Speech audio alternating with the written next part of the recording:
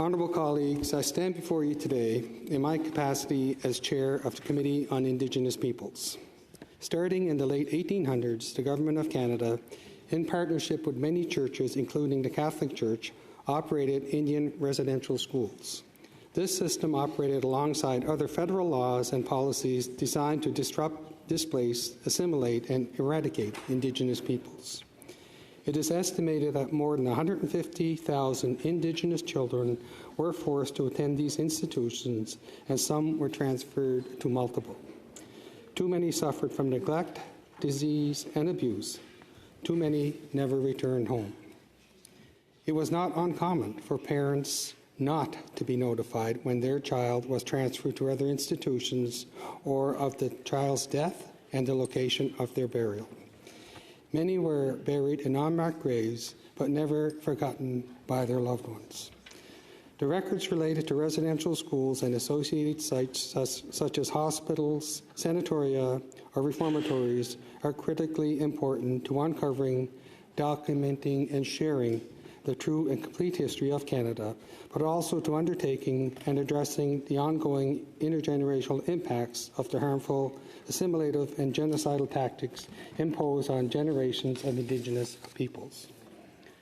Unfortunately, many barriers continue to prevent families and communities from accessing records detailing the lives and deaths of Indigenous children at residential schools and associated institutions.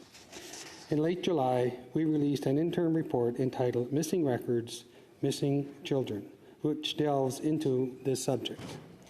You may wonder how we got here.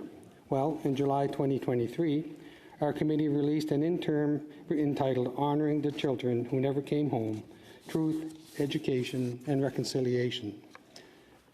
Under the Indian Residential School Settlement Agreement, the parties, which included the Government of Canada and the churches that operated the residential schools, agreed to disclose all relevant documents in their possession or control, subject to the privacy or access to information legislation, to the National Centre for Truth and Reconciliation, or NCTR, which was created to permanent archives the records of the Truth and Reconciliation Commission of Canada, and continues to expand this collection to promote ongoing research and learning. However, in March of 2023, representatives from NCTR and the Office of the Independent Special Interlocutor for Missing Children and Unmarked Graves and Burial Sites shared that records were outstanding. As a result, we committed to holding public hearings in the fall of 2023 to better understand why the disclosure obligations were not fulfilled. Between September 2023 and April 2024, our committee held 10 meetings and heard from 39 witnesses. We extended invitations to all outstanding record holders identified by the NCTR in 2023 in an appended list. Between September 2023 and April 2024, our committee held 10 meetings and heard from 39 witnesses. We extended invitations to all the outstanding record holders identified by the NCTR in 2023 in an appended list. Among them were officials from Crown Indigenous Relations and Northern Affairs and the Library and Archives Canada, as well as coroners and other officials from Manitoba, Northwest Territories, Ontario, Quebec, and Saskatchewan. The witnesses from the Catholic Church, which was the only one listed, included representatives from the Oblate General House Archive in Rome, and in Canada, the Oblates of Mary Immaculate, the Archdiocese of Keewatin-La Paz, the Châtelettes NDC Archives, and the Sisters of Charity, Halifax. While most eventually agreed to appear, a few invitations went unanswered or were declined after persistent requests. We were troubled not to hear from the Provincial Archives of Alberta and the vital statistics agencies from Manitoba and Quebec. At the same time, we were pleased that several witnesses located additional records after receiving our invitation. For example, the Archdiocese of Keewatin-La Paz released them a day before. We were grateful to all witnesses who participated in this study, including First Nation leaders who spoke about their efforts to access records and overcome barriers. Among the key findings, the witnesses identified several barriers preventing Indigenous peoples from locating, accessing, and reviewing records. For example, many records have been lost or destroyed, and it can be incredibly difficult to find existing ones due to little or no information on how or where to find the records. In addition, the records are scattered across Canada and held by governments, churches, and others. Some are even in Rome. As a result, Indigenous families were forced to navigate multiple jurisdictions and complex bureaucracies to find any information. The interim report also provides insights into provincial and territorial approaches to retrieving records related to residential schools, including some promising developments.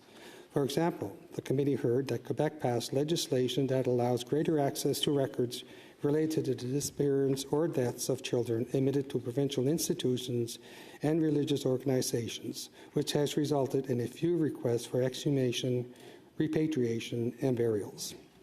In Ontario, the Office of the Coroner created a residential school death investigation team to review deaths that may have occurred in the institutions within the province. In addition, it was able to locate additional information for over 30% of the Indigenous children from Ontario listed in the Memorial Registrar and discovered 70 deaths that were not included in this registry. These developments are a good start, but much work remains at all levels of government. In total, the report includes 11 recommendations, including calling on the Government of Canada to compel Catholic entities, particularly the Oblates, to release all relevant records, which include personal files, to the NCTR without further delay. We also call on the Government of Canada to increase funding to ensure the NCTR can properly manage its growing collection, including potentially 24 million records, and increasing funding to expedite the location, transcription, digitization, and in some cases, translation of records from Catholic entities housed by the Royal BC Museum and Société Historique de Saint-Boniface. And with the knowledge that significant money and time has been used to fight survivors of St. Anne's residential schools in court, we call on the Government of Canada to adopt a formal policy of proactively disclosing records and prioritizing negotiation and mediation over litigation. Colleagues, ahead of September 30th, I urge you to read the interim report entitled Missing Records, Missing Children. Indigenous peoples have had an individual and collective right to know the truth of what happened to us and our families and communities. And society at large has a duty to not simply remember, but confront the history. The Government of Canada must also take concrete steps to support the ongoing search for justice, truth, and healing. The interim report provides a clear roadmap to move forward in the spirit of reconciliation. Merci. Thank you.